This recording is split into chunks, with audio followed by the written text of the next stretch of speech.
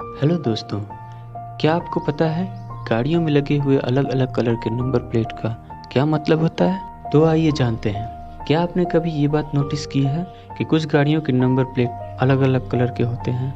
हमारे देश में टोटल 7 तरह के नंबर प्लेट होते हैं और इन सब के मायने और सबके महत्व उनके रंग से जाना जाता है कि कौन सी गाड़ी कितनी स्पेशल है या उसके कलर के क्या मतलब होते हैं। तो पहले बात करते हैं ब्लू कलर के नंबर प्लेट की, जो कि विदेशी प्रतिनिधियों द्वारा प्रयोग किया जाता है। जैसे कि जो लोग देश के बाहर से आते हैं और यहाँ आकर अपनी निजी गाड़ियों से घूमना चाहते हैं, तो उनके लिए नंबर प्लेट का प्रयोग किया जाता है। और इनके नंबर प्लेट के ब्लू कलर के होने के कारण इन पे सफ़ेद रंग से नंबर को लिखा जाता है और उनके नंबर के आगे उनके कंट्री का कोड लिखा जाता है। और इस तरह की गाड़ियों का प्रयोग ज़्यादातर विदेशी दूतावासियों या विदेशी राजनयिकों द्वारा किया जाता है, जिनको कि हम फॉरेन एम्बेसी भी कहते हैं। और दूसरे नंबर पर है काले या ब्लैक रंग की नंबर प्लेट। यदि आप कोई काले रंग का नंबर प्लेट देखें और उस पर पीले रंग से नंबर लिखा हो,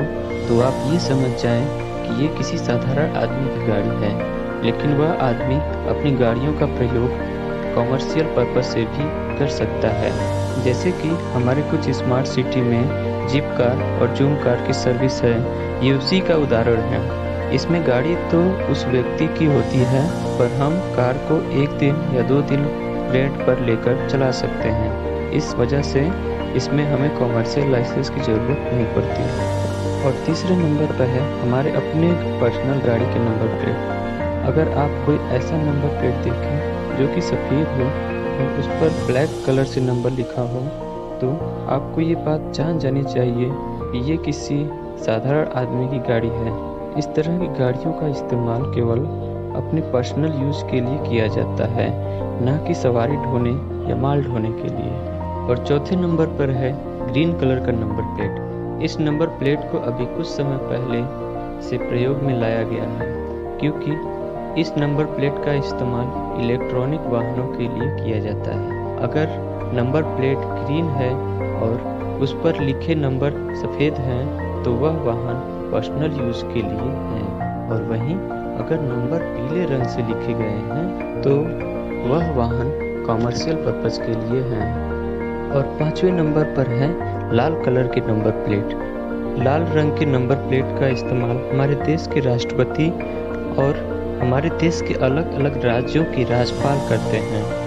और इस गाड़ी के नंबर प्लेट पर गाड़ी के नंबर की जगह नेशनल एम्ब्लम का प्रयोग किया जाता है। यह केवल राष्ट्रपति और राज्यपाल के ही गाड़ियों पर आपको देखने को मिलेगा, न कि प्रधानमंत्री या मुख्यमंत्री की गाड़ियों पर। प्रधानमंत्री गाड़ियों पर आपको साधारण नंबर प्लेट दिखेगा, जो कि सफ़ेद कलर का नंबर प्लेट होता है।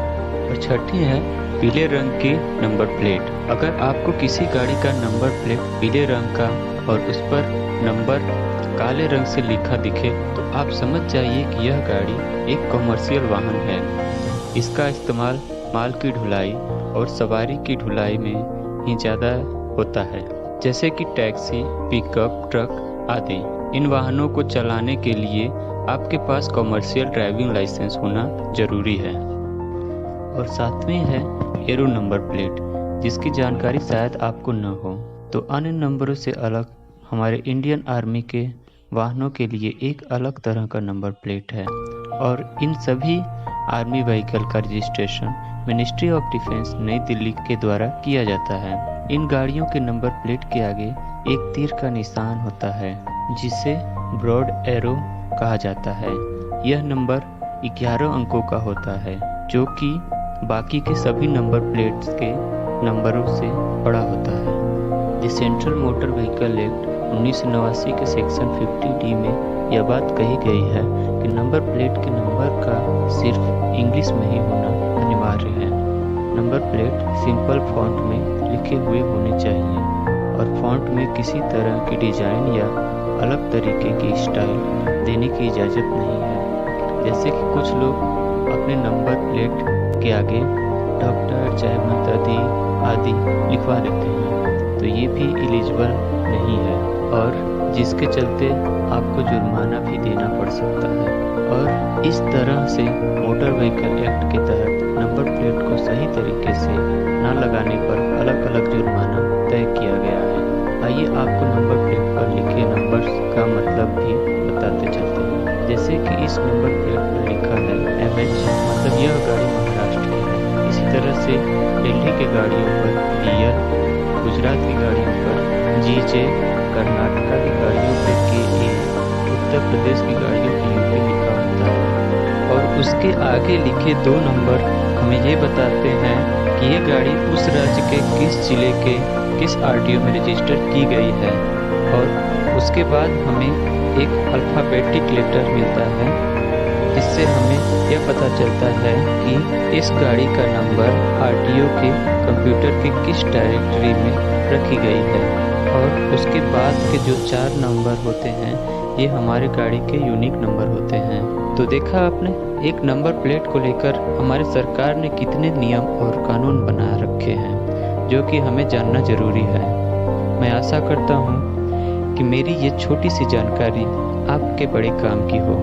वीडियो को पूरा देखने के लिए आपका बहुत बहुत धन्यवाद। अगर वीडियो पसंद आया हो तो लाइक और शेयर ज़रूर करें। और ऐसे इंटरेस्टिंग फैक्ट को जानने के लिए हमारे चैनल फैक्ट तक को सब्सक्राइब करें और बेल आइकन दबाना ना भूलें।